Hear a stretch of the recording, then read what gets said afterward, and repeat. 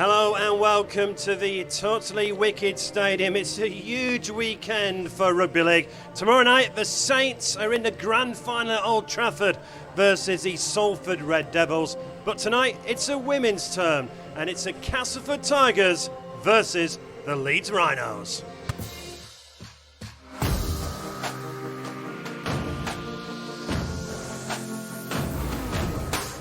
On the ball, steps inside one, gets the pass away, and have they gone in? I think the Tigers have. Oh, Robert needs to go for it. Hill's got it. Hill beats it out to Butcher. He's up for the corner. Shields inches for Leeds. Can Lund find the corner? Yes, she can. And Leeds have done it. That is the final whistle. It's all over. Castleford Tigers are in the grand final.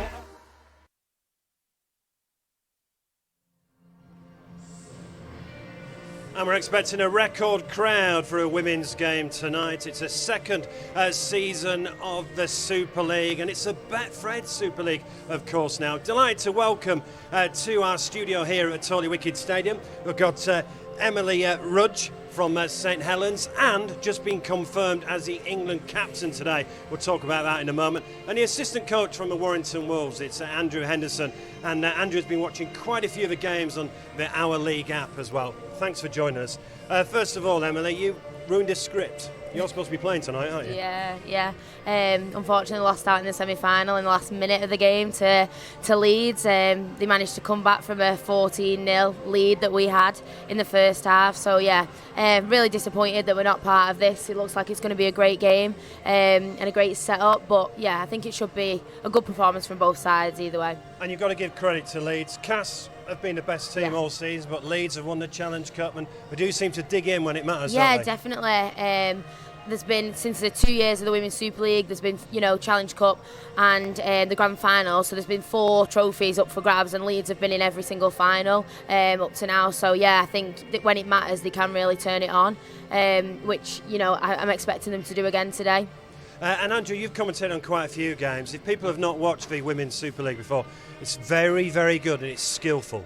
It is. It really, I'm going to be honest, when I first watched it, it really took me by surprise. The skill level of the players, even the intensity that they played with, the ferocity in terms of how they were going in for the challenges, the tackles, some of the effort areas as well. It was first class. So I've been really, really impressed with the Women's Super League and impressed with the way it's grown over these couple of years, from where it first started to where it is now, the platform that it's on, the exposure that it's got, but also, as you said, the teams have got better, the players have got better, and I think there's some really good coaches involved with it as well that help bringing these girls and women on. So I think hats off to what we're doing with the women's game. It's fantastic. And Emily, what does it mean for these two sides to be live on Sky tonight, and what does that mean for the women's game? Yeah, it's absolutely huge. A great announcement for Women's Super League to be on Sky. This first game to ever be shown, Women's Rugby League, so I hope it's a great game and sets a really good platform, inspires some younger generations coming through to get involved in Women's Rugby League, and also for more people to come down to the games and watch us on a weekly basis. I think it's a great platform,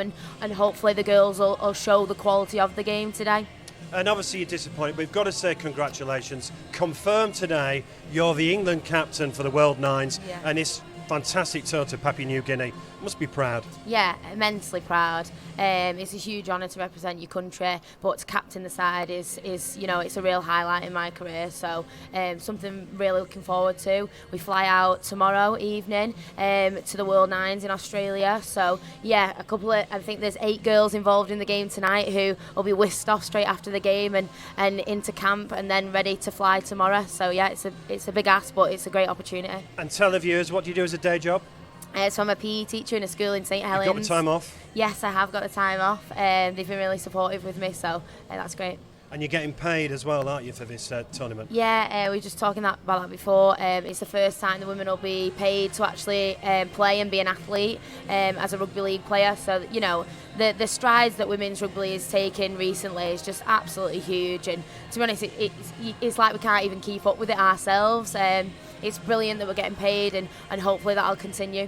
And wouldn't it be great if the game could go professional? That's got to be the aim, hasn't it? That's the dream. That's the ultimate dream. Yeah, I think for every woman who plays, that's the dream. It's tough to have a day job and play alongside because you want to be the best you possibly can. And sometimes things conflict with your day job, and you can't always do everything you want to, always get to the gym or always do the extras. But I think we're doing really well at the minute, and it's going in that way, so it's really positive. Andrew, it's got to be a massive step in the right direction, hasn't it? The game live on Sky, Absolutely. The Telegraph with the Women of Steel as well, and the stuff in the newspapers going in the right direction. It's got to go professional eventually. Well, that's what they've got to strive for, isn't it? And that's what we've got to try and encourage commercial sponsors to get involved. We need to obviously encourage more funding streams through the governing body, and obviously through our partners as well. So yeah, look, that's the ultimate goal. But it's like anything, it's small steps. You think about, I just think where the game was 2 years ago, it just started up with a bit of open trials.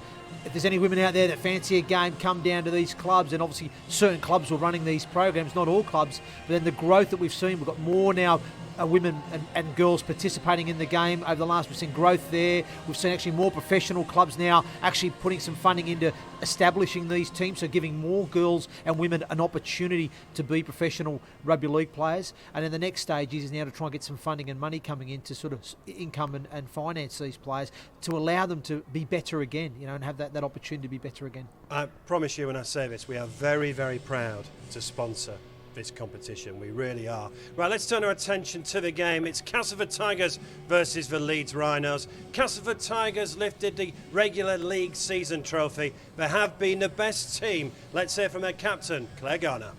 Congratulations, Claire. You're in the grand final. I know, it's exciting stuff, isn't it? We're really looking forward to it. It was a tough game against Wigan, but we managed to grind out a win, and hopefully we can take that into Friday. And you won the league leaders as well, of course. Yeah, we won it. We won it at our home ground, so it was good for the fans to get down there and watch us win it. But we won't feel that we've done ourselves justice unless we can put a performance in on Friday. And what will it mean to lead out Cass on Friday? It'll mean absolutely everything. It's my first season there.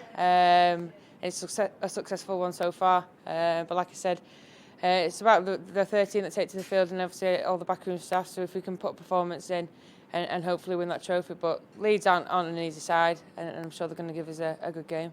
You've just done a photo shoot. Are you going to enjoy the week? Yeah, it's going to be a massive build-up to it. It's good to see women's sport getting the exposure that it does, particularly the rugby side of it. And it's good. And I think that going into the grand final, hopefully it can build up the atmosphere and build up the intensity and put in a good showing. And live on Sky. Yeah, I mean that's the main bit, isn't it? A lot of girls are nervous about it, but it's getting the exposure out there for the sport, and not many people can say they played rugby on Sky Sports, so it's certainly going to be a good thing. And what would it mean to lift a trophy? Absolutely everything. It was nice to lift the League Leaders Shield, so it'd be nice to lift another piece of silverware, but we've got to perform for 80 minutes, so that's the main challenge. Very, very best of luck. Thank you very much. Cheers.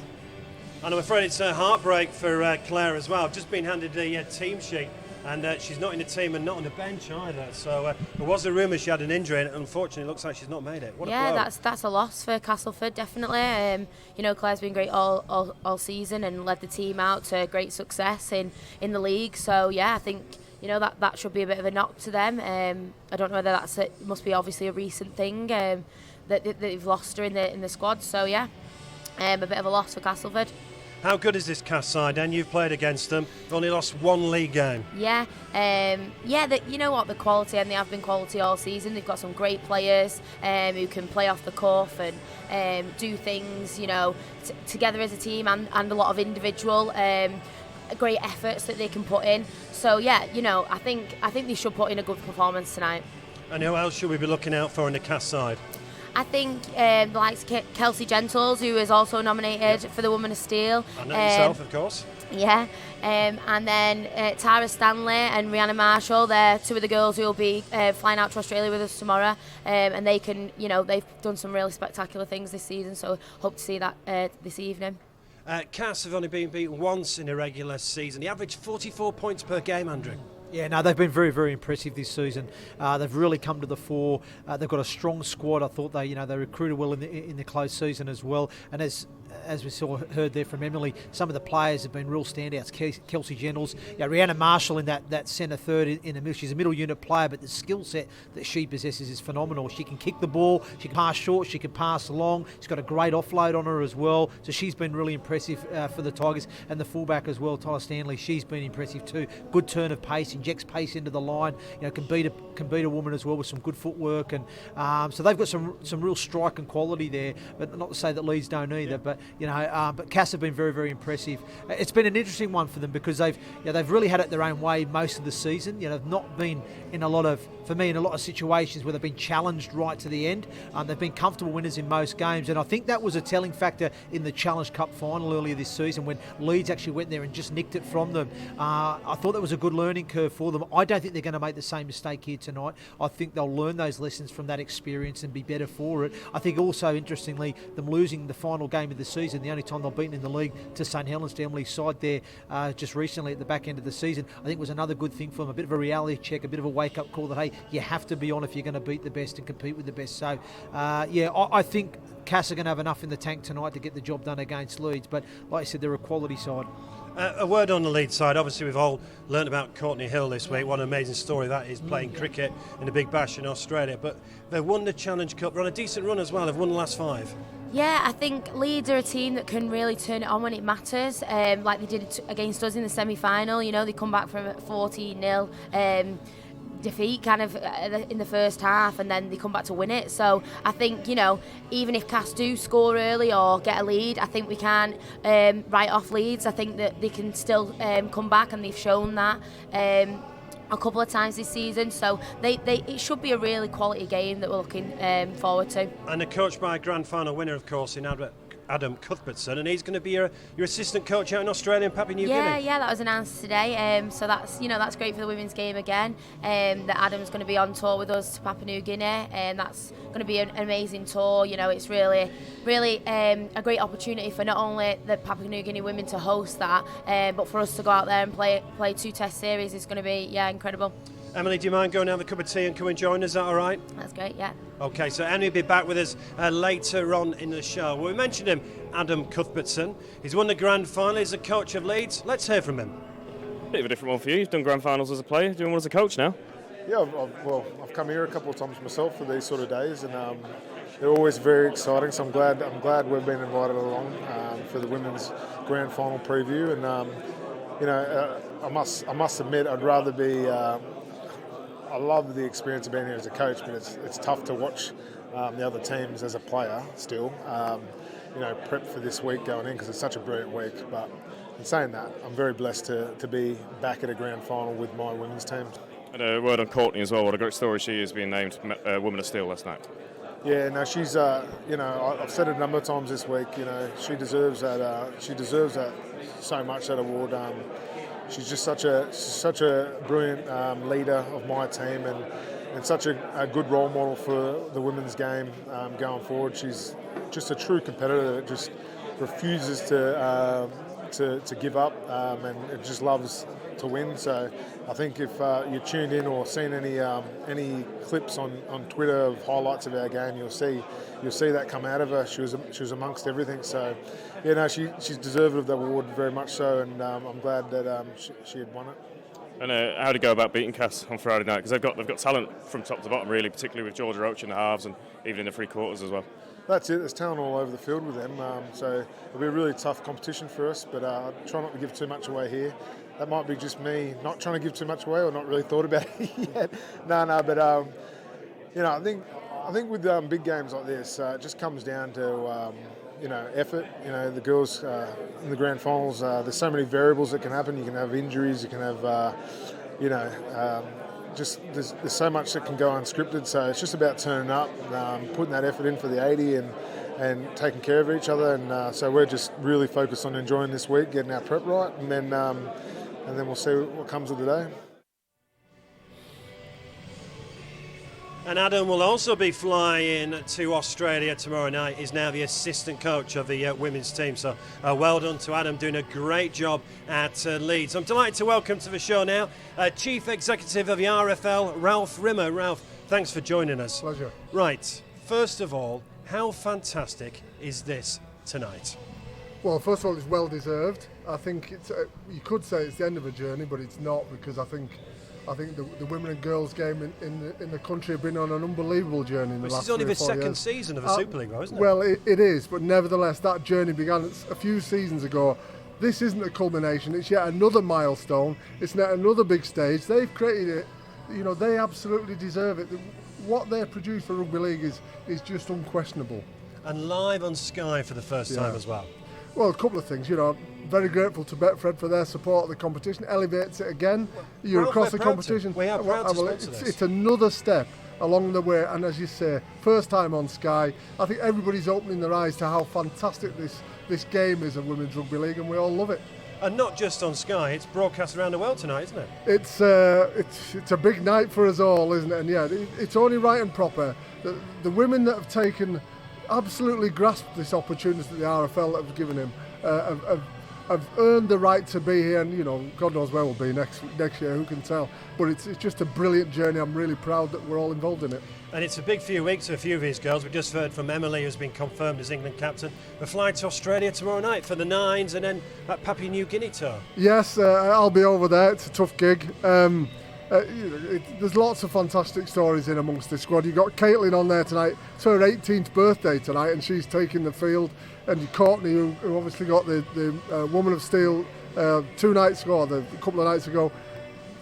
This squad is full of stories that just make you feel proud of the game. And as you say, the next step, following the final whistle tonight, is everybody packing up and taking off to Sydney, and then Papua New Guinea after that, and that'll be a double header with the men's when they play over there as well. So again, every year we're trying to lift and lift and lift and lift, and they're absolutely rising to the occasion. And what do you think we can expect tonight? Cass have been the best side, won the regular season, only beaten her once in the regular season by St Helens, ironically.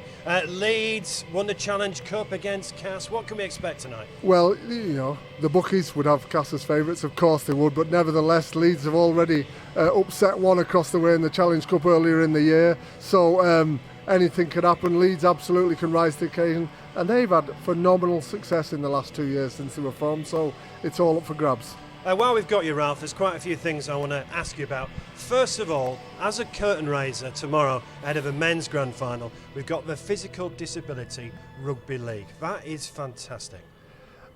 We talked about the journey to do with Women's Rugby League and their journey to 2021. In fact, that's where they're heading.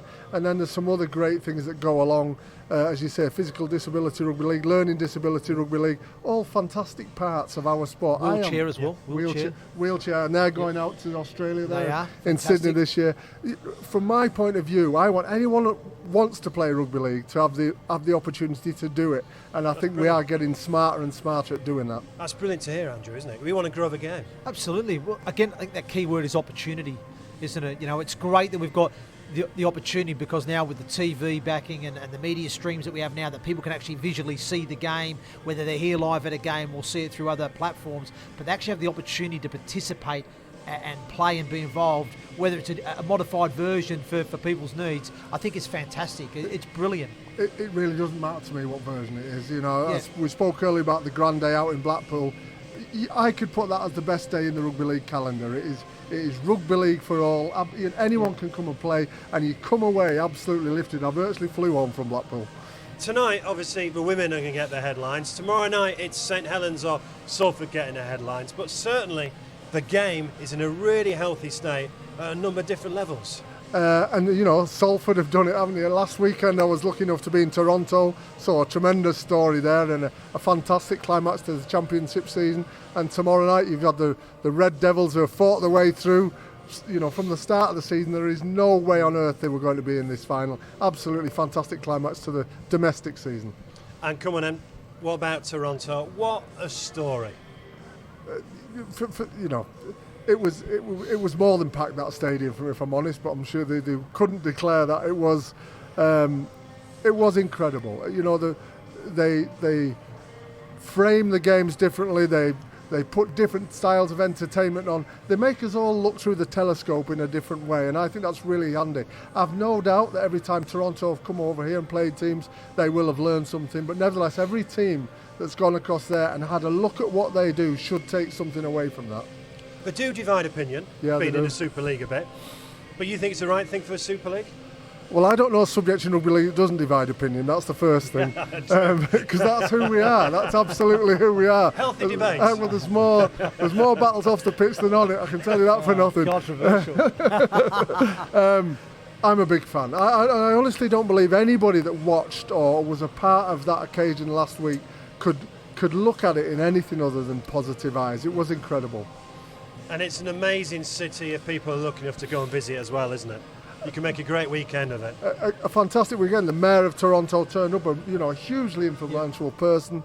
They've got a city behind them, and it is a sports-mad city, as sports-mad a city as you're ever going to come across. And I think we've got to give credit to Featherstone as well. They were in that £1 million game for certainly the first hour. And, came into the playoffs from 5th. Won through won through easily each game they went through. You thought they could have come up against the wall this time. No, they went through it, and they went through it, and they went through it at half time last week as well. So they were 6-4 up, I think, as I remember. And do you know what? Fair play to the Featherstone fans as well that made the effort, because they were on the road to Lee, to York, to Toulouse, and then Toronto. So those Featherstone fans, trips as well. That's right, on the road four weeks in a row. So fair play to those that showed that had obviously the finances and the commitment to be able to get to all those games and support their team, because they certainly didn't let them down, Mark. And then the next day, Oldham did it in League One, and you commentated. They did. They were fantastic, and a nice send off too for their head coach Scott Naylor, who stepped down from the club at the end of the season. And I just thought Oldham were very, very good in how they went about their business. They were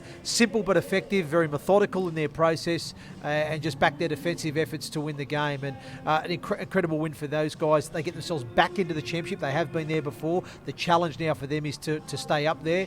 Newcastle Thunder, I'll give them a mention as well, Mark, because they've made huge strides in recent seasons. Huge strides off the pitch as well. Absolutely. Their community programs are getting better and stronger. New clubs are emerging in that northeast region. We're now also seeing that the first team itself, the youth side, the scholarship, the academy are not just competing with Super League clubs, they're beating Super League clubs now. And like you said, the first time in the playoffs since 2008 when they won League One.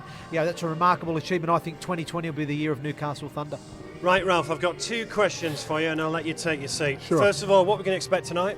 Well, there's no way I'm ever likely to get drawn into a prediction if that's what you're looking for. No, I'm not expecting that. But what can we expect from the game? Because there's plenty of people watching it who've not watched the Betfred Women's Super League. Well, so I can tell you. Well, anyone that's not watched it is in for a massive surprise. I think that's really straightforward. It is the level of intensity has lifted unbelievably in the last 2 or 3 years. Anyone that comes across it will just be gobsmacked at how good it is. So they're in for a really entertaining evening. And a word on tomorrow night. Again, I have to say, I think it's kind of in the British psyche that we all like an underdog. But, Saints, we all like a great story, but, Saints, without doubt, have been the standout team of the year. It'll be a fantastic occasion at the Betfred Grand Final. And, if you can't be there, watch on television. It'll be a great night. Yeah, thanks so much, Ralph. Thanks for joining us, the Chief Exec of the RFL. As Ralph said, St Helens have been the best team this season, but the story of the season is definitely the Salford Red Devils.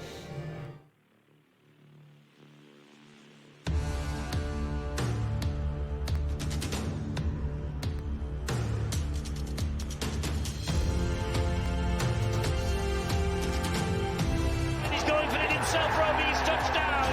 And Hastings has left it till last to show his class. The pass away, and Griffin it is. Little step from Lomax and a try.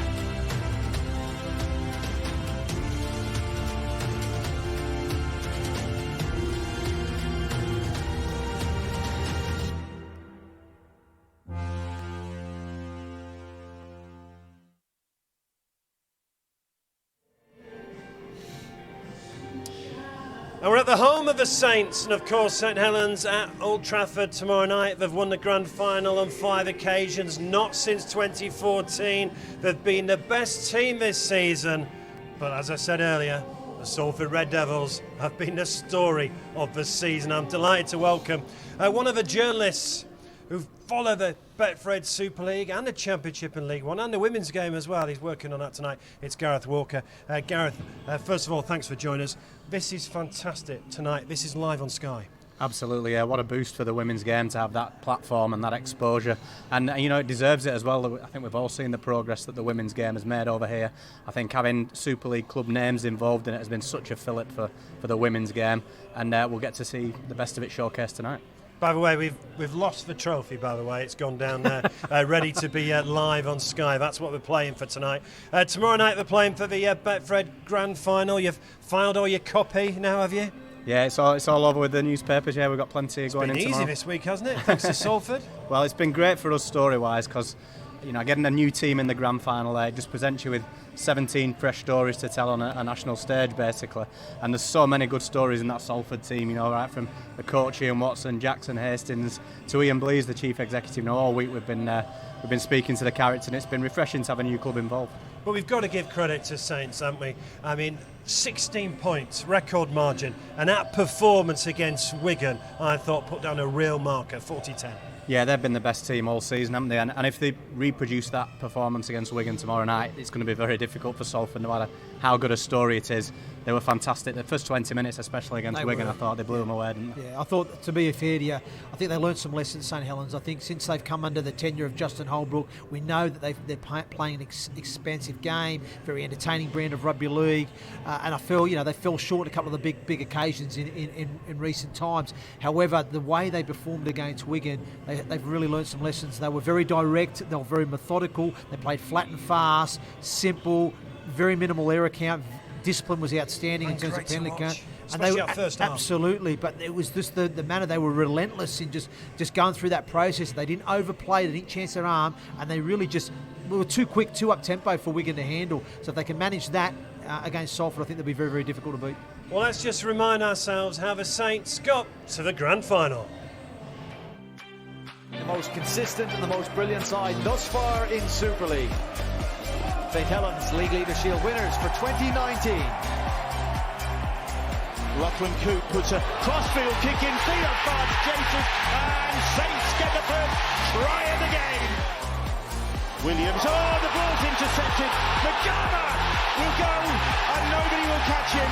The try presented on a plate for Kevin Nagama. Now then, Hankinson is away. He's got Marshall in support. Marshall gets past the first challenge. Grace trying to get him, but Marshall will go in close to the sticks and right under those posts. Roby scanning, gets the pass away to Lomax. Little step from Lomax and a try. Louis McCarthy, Scarsbrook, big charge from him. They've all got good footwork, haven't they, the big fellas for Saints.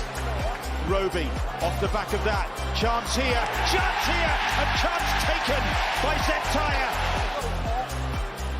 Pass over the top, well done, beautifully done, and first of all we'll finish it off. That was improv. They're still putting that effort in, they've been outclassed and outfought in every department. French, he does get something on the board for Wigan in the closing minutes.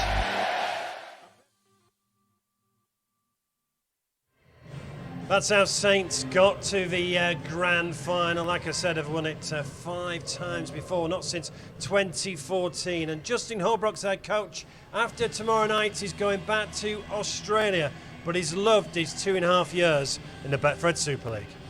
Justin, have you planned your last team talk? No, I haven't planned it yet. But I know what I'll be saying. It's pretty clear. We've played well all year, and we've had a good preparation. That'll continue this week, and we'll be ready to go on Saturday. And how's the preparation gone since that last game? Great performance against Wigan. Yeah, it was great. And the preparation's been good again. Everyone's training well as expected, and we'll be ready to go come Saturday. And this media day, the lads have come here, all seem very relaxed. Yeah, that's all. Early in the week's good. The week will build up, and a bit more intensity into it as the days go on, and then come here Saturday. It'll be a cracking day. We've been good all year, and Salford, what a great season they've had, and fully deserved to be here as well. You've had a look round Old Trafford today? Yeah, we did. Yeah, which was good. Obviously, with us not playing last week, it's good to just get together and come and have a look around, and it was good. You came here to win things. What would it mean if you won the grand final on Saturday?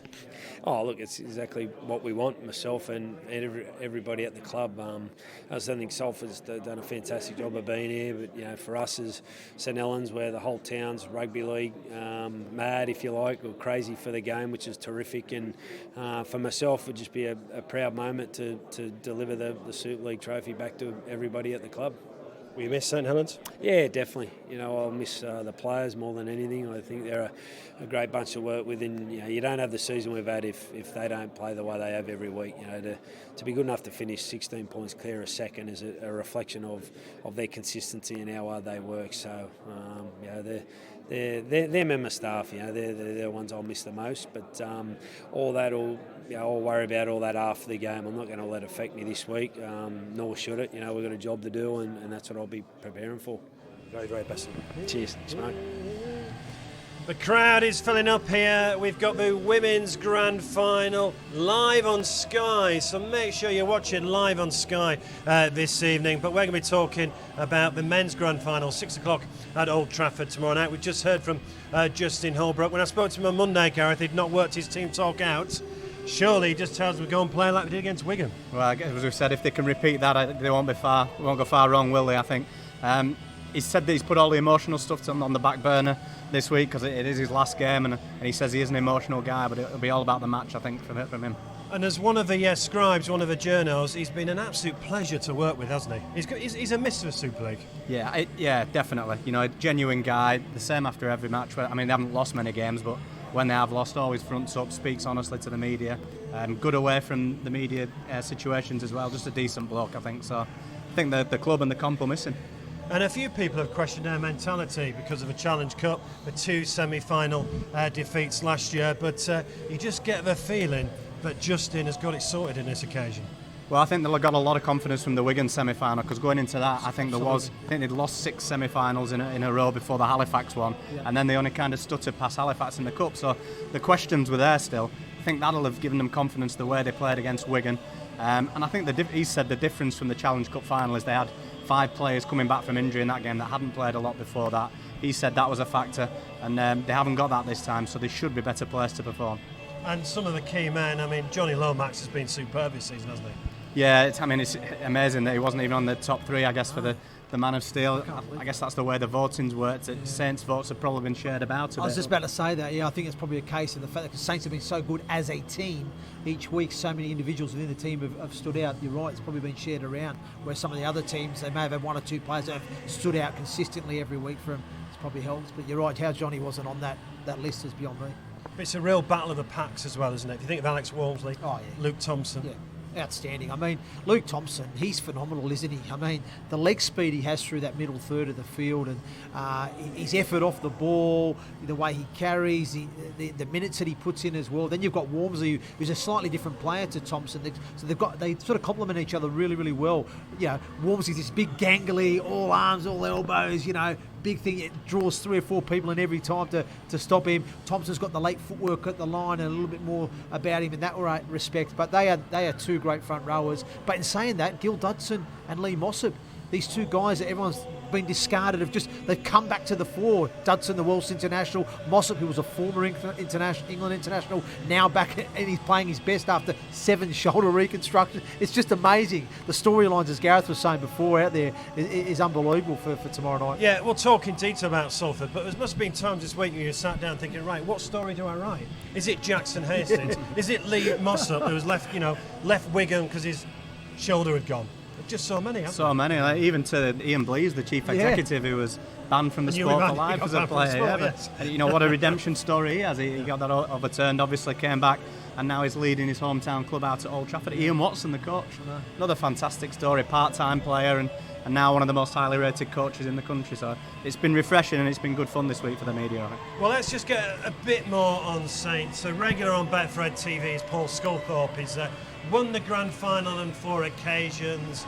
He's praised Justin Holbrook as well, and he expects the Aussie to return home a winner. He's a bit of the unknown, obviously. it still surprises me, no disrespect, but to see Salford's name in there, and well deserved with the, the performances that they've put out, certainly this back 3 months of the season. So I think it could be one of the most exciting grand finals yet.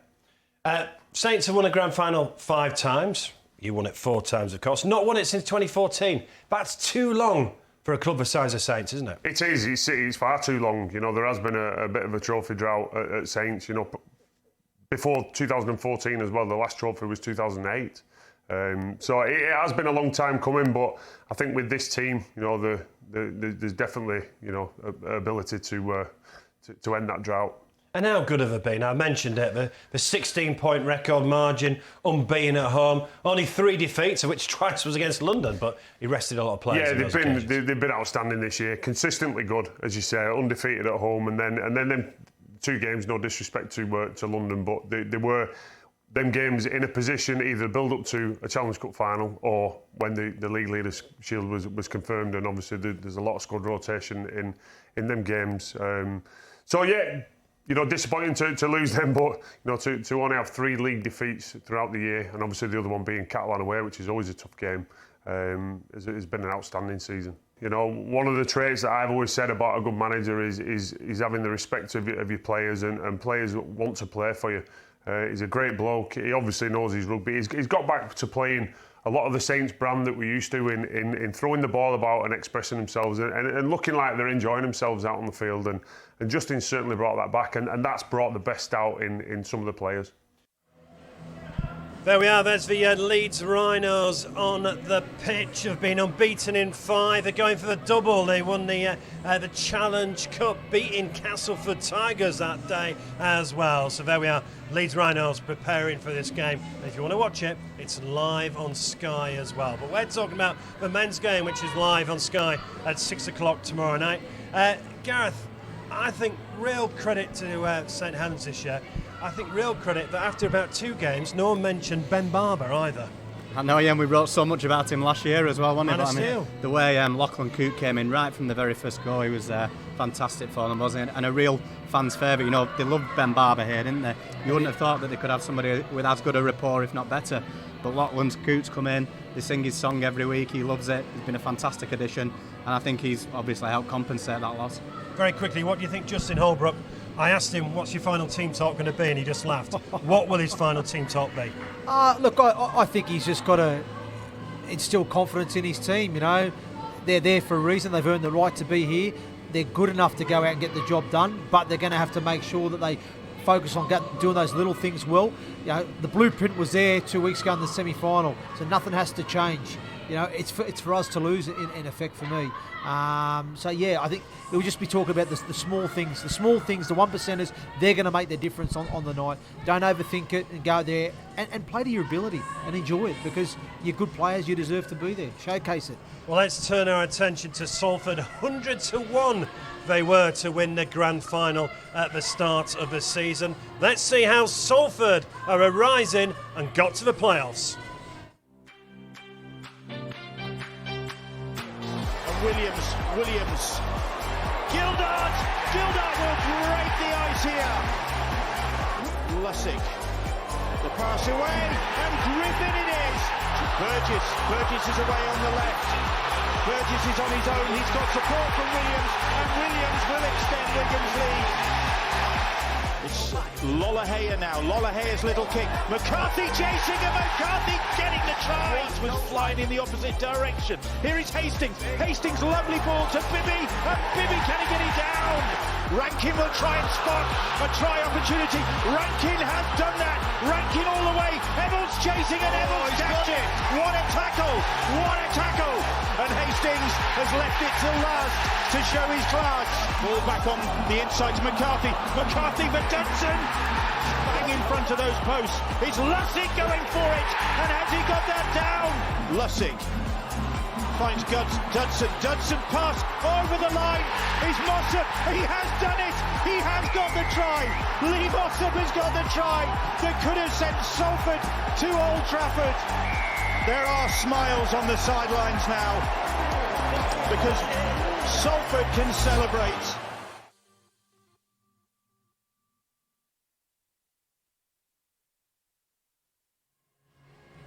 The Salford Reds are arising. They're in their first ever grand final. In the Sky studio tomorrow night is a former Salford captain, Salford boy, Salford fan. It's Adrian Morley. You know, I grew up 200 metres from the Willows, so it's funny, there was a church, it's not there anymore. The Willows are not there, never is my church, but in that church, my mum and dad got married in that church.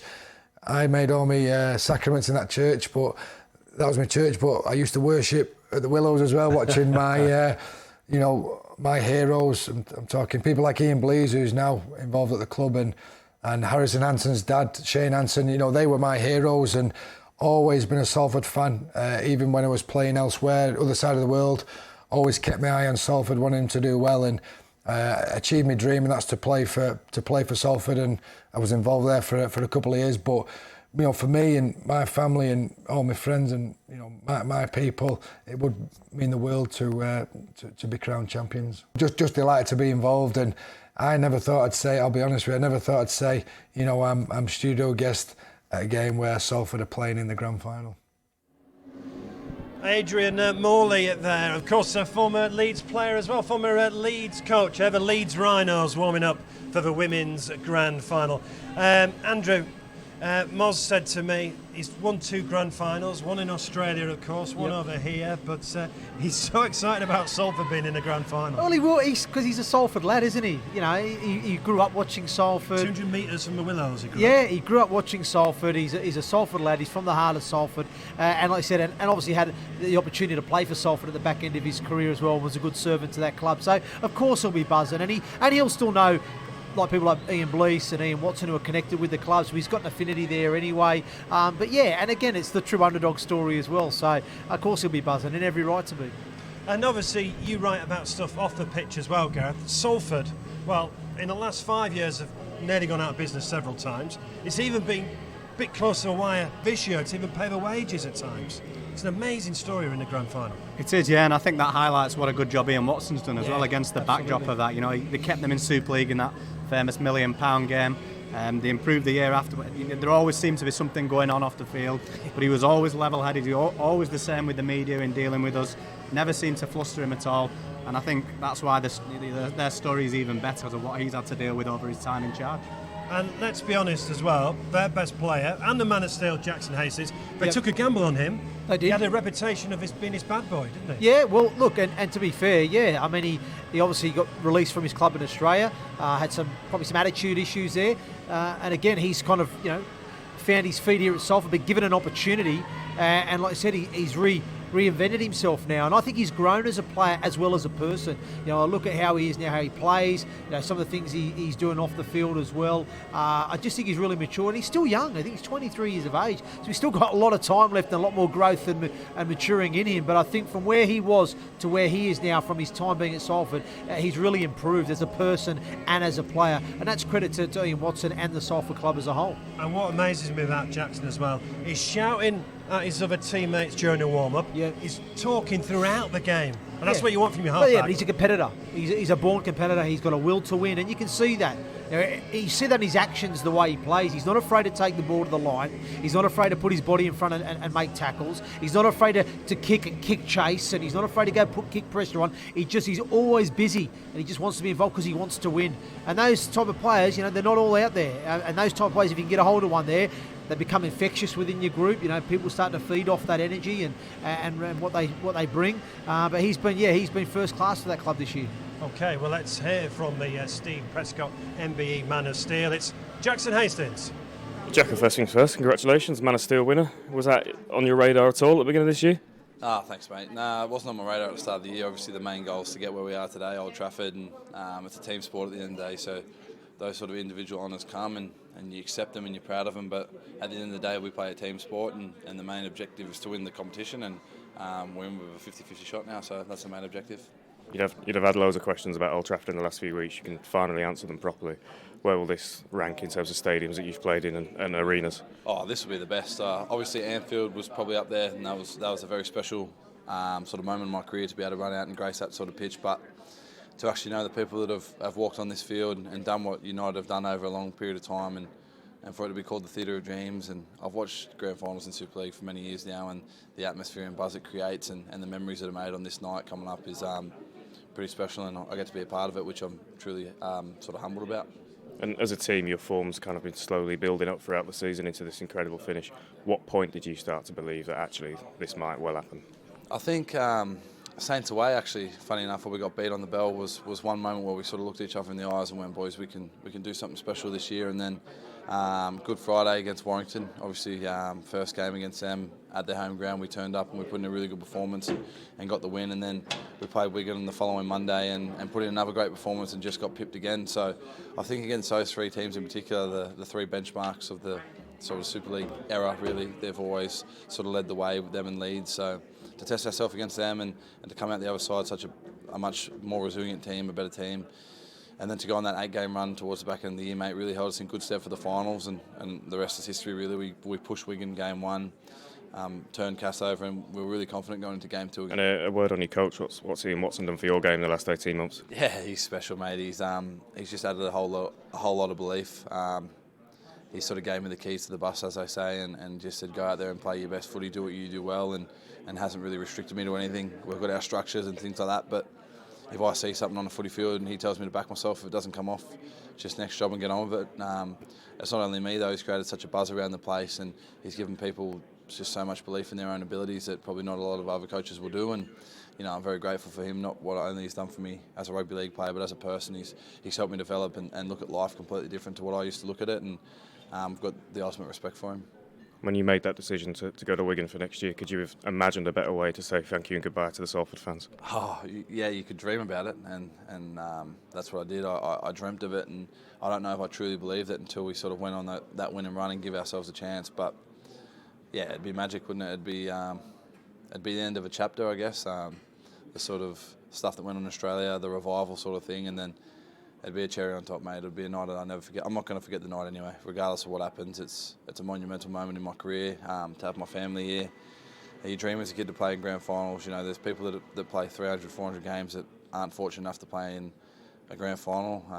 As a 23-year-old, I get to fulfill my dreams and run out in a grand final too. So, hopefully by the end of that night, we're singing our song and got the trophy with us. But for the meantime, I'm just going to enjoy the week, enjoy the build-up to it, get this stuff done today and focus on Saints.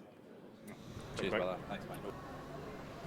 There we are. That's the Steve Prescott MBE Man of Steel, Jackson Hastings. That's for Leeds Rhinos getting ready for the grand final. How good has Jackson been? And he's a lovely lad as well, isn't he? Yeah, fantastic on and off the field. I honestly don't think I've seen a player establish a connection with fans as quickly as he did. It's like he's been there for 10 years and a club legend within months of him being there last year. And obviously what he's done this year, just gone up another level with them. And even after announcing that he's joining Wigan, sometimes you maybe see players' form drop off a bit when that happens. The opposite's been true. He's kicked on again. The fans seem to love him even more. Great with the media. He's just been a terrific addition to Super League.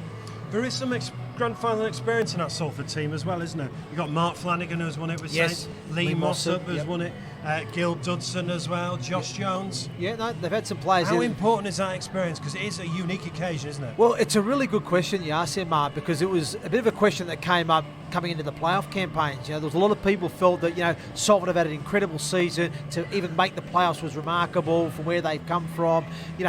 How those players adapt to playoff rugby. Wow, have they adapted? And like you said, I think those key men there have probably been very pivotal in terms of probably calming the nerves, passing on that experience of what's needed in the big games. But the way they performed in this playoff campaign, they showed obviously that they can handle playoff rugby. They've adapted their style of play to it. And it was interesting because it was something I spoke with Ian Watson about, because previously a couple of years ago when they finished fourth in the actual regular season, they went into the Super 8 and they didn't win a game in the playoff campaign. They really dropped. And Ian Watson actually said, he said, Hendo, it's something that we spoke about coming into this playoff camp. Once we knew we were making the playoffs, we knew we need to teach these guys, because we didn't learn back then how to play playoff rugby. But this time round, we wanted to make sure that we knew how to play playoff rugby. And I'll tell you what, they've got the recipe right, haven't they? Because they've now earned themselves a place in the Betfred Super League Grand Final. Gareth, I'm going to let you take your seat in the press box for the women's Grand Final. What are you going to be writing in the press box tomorrow night at Old Trafford? I've just got his feeling it's one of those games. Anything could happen. it could be like St Helens versus Bradford, drop goal late on. I think anything could happen. Yeah, well, that was the first game I ever did for a national newspaper, was 2002, the St Helens Sean Long drop goal. Wow. I'm surprised they let me do it again after that. That was a bit hairy writing that on the last minute. So yeah, journalists don't like golden points and last minute drop goal, but everybody else will be wanting that one. Yeah, so I hope it's a tight game. I think the first 20 minutes are crucial. If Salford can stick with them, I think then we're going to see a terrific game.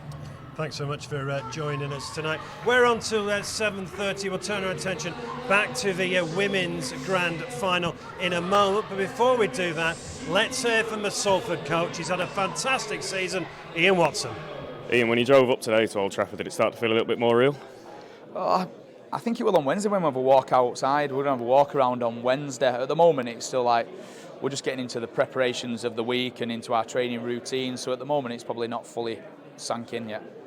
When the dust settled for you on Friday night, how quickly did you start thinking about preparing and looking at Saints and what they're going to do on Saturday? Yeah, that night. So went back and kind of reviewed our game against Wigan to get that out of the way. So then on Saturday we could start having a look at the Saints games, and that was important for me to do, to finish off the game against Wigan, to see if there were certain things in that game that would come up against St Helens, and there was a few little things in there that we'll aim to fix up, that we had a little look at training today, and we'll do on Wednesday again.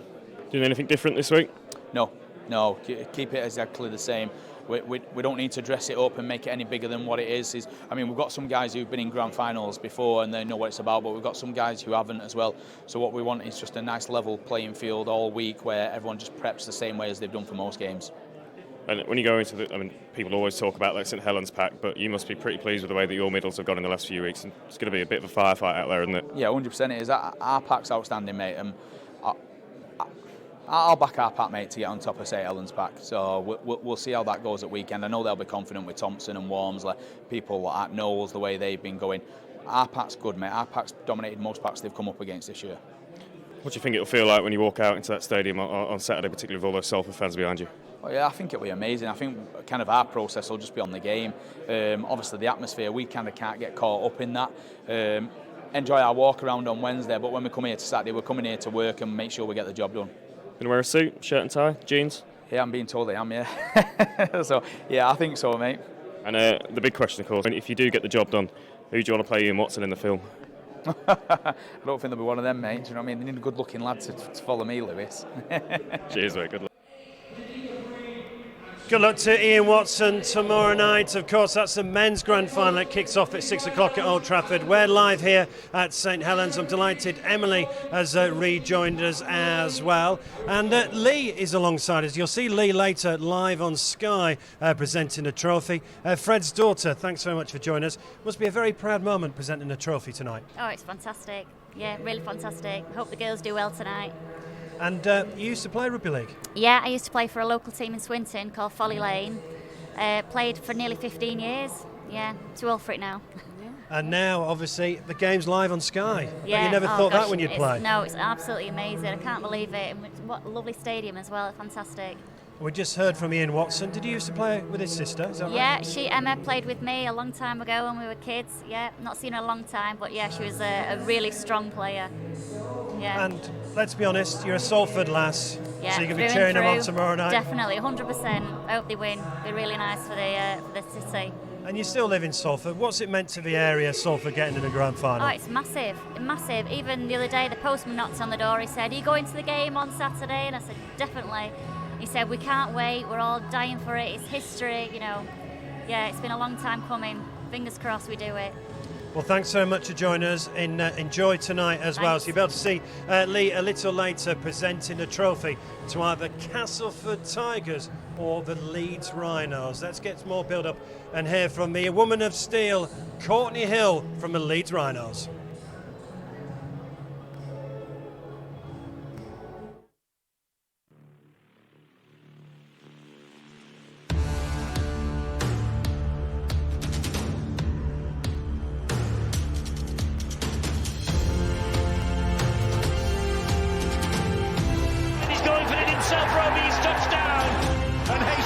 Has left it till last to show his class.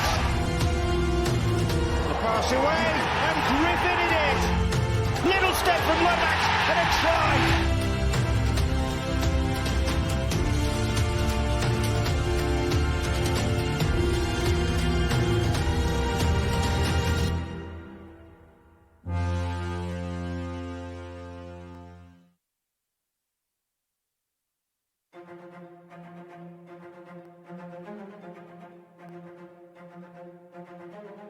You need an unbelievable resilience, you need a desire, it's consistency week in, week out, and it's having a major bearing and impact on your team. Calm and composed. She's one of those girls that you know will do her extras throughout the week, so she's always going to be accountable for whatever she does, whether that's on the pitch, off the pitch. The presence she brings and her attitude, first and foremost, is just outstanding, and has been one that was very much needed. She's kind, she's thoughtful, she's a good laugh. Like I say, she's hard-working, and you just know that as a friend she'd always have your back. So I noticed on social media that they were having trials, and I sort of looked at it and thought, I reckon I might give this a shot. One of them goes to her, "Where have you played rugby then?" And then she just looked at me and she went, "Nah mate, I don't play rugby, I play cricket." Plays cricket. I said, "Has she played any rugby league?" He said, "She played a bit of AFL." I'm like, "Yeah, but rugby league, Joel. Has she played any rugby league?" And then we went back and forth until I just said, "You know what, bring her in." And so she's come in, and you know, Courtney, from that day to now, has just brought the most professional attitude and presence to the team, and it's such a blessing having her. You know, it's lovely to be recognised in the top 3. Something probably 18 months when I started playing rugby league, I wouldn't have thought that was a possibility, or I think it, you know, just cements my ideas of encourage myself to go and do crazy things. The Challenge Cup final against Castleford Tigers, it was a rain-soaked afternoon at Bolton, but Courtney Hill was outstanding. She probably won't even take it as a personal award, that's the kind of person she is. The funny thing is that the moment it got announced at training, she stopped everyone, we were on a circle, and she thanked each and every one of the players for putting her in a position. So she is a very humble person. You know, it's an individual nomination, but I certainly take that nomination as a team nomination, because there's so much that I have to thank other people for getting me to that point. But the competitor, you know, wants to win at all costs, so you know, it'll mean the world to her if she wins it. I hate it. I hate losing. You know, when you get asked that question though of, you know, I always say I love winning. People say, well, do you love winning? Do you hate losing? Yeah, I hate losing, but gee whiz, I love winning.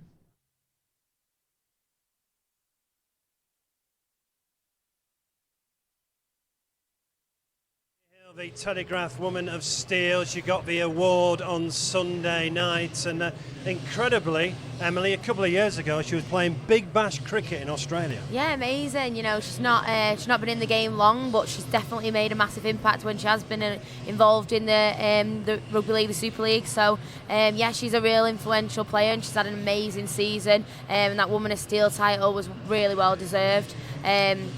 A lot of the players respect her, and I think, you know, if Leeds want to get the win tonight, I think she's got a big role to play in it. She's a hell of a competitor, isn't she? Yeah, definitely. Across the board, she's got amazing skill, you know, and like I say, she'll lead her team by example tonight. What can we expect tonight then, Emily?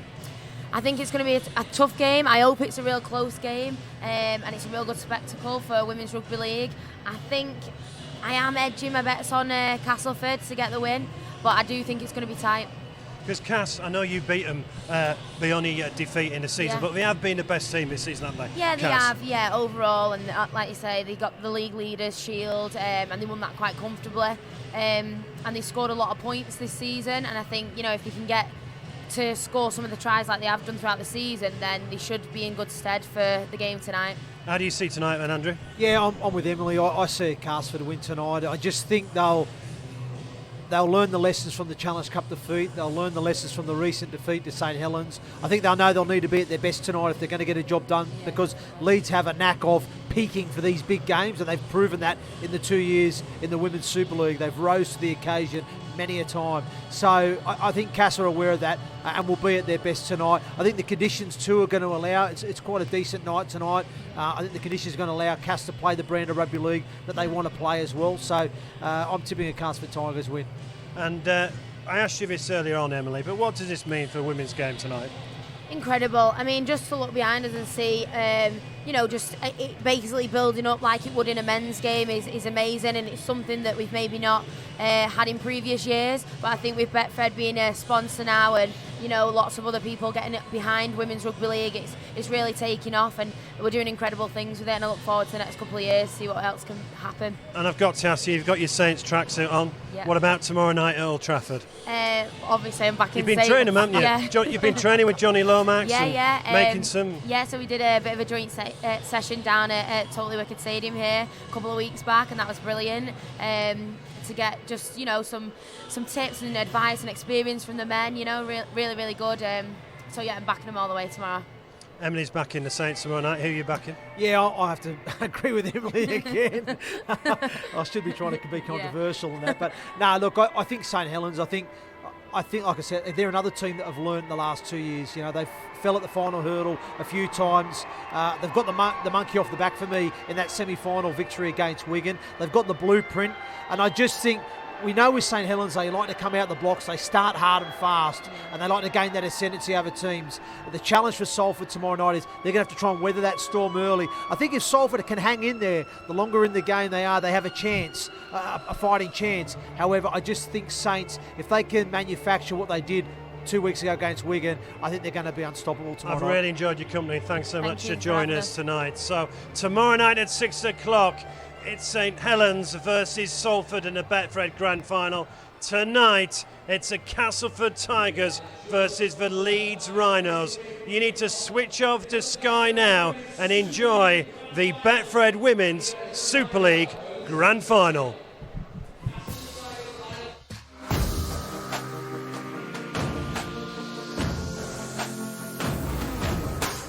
On the ball, steps inside one, gets the pass away, and have they gone in? I think the Tigers have. Robert needs to go for it. Hill's got it. Hill feeds it out to Butcher. He's up for the corner. Shields inches for Leeds. Can Lund find the corner? Yes, she can. And Leeds have done it. That is the final whistle. It's all over. Castleford Tigers are in the grand final.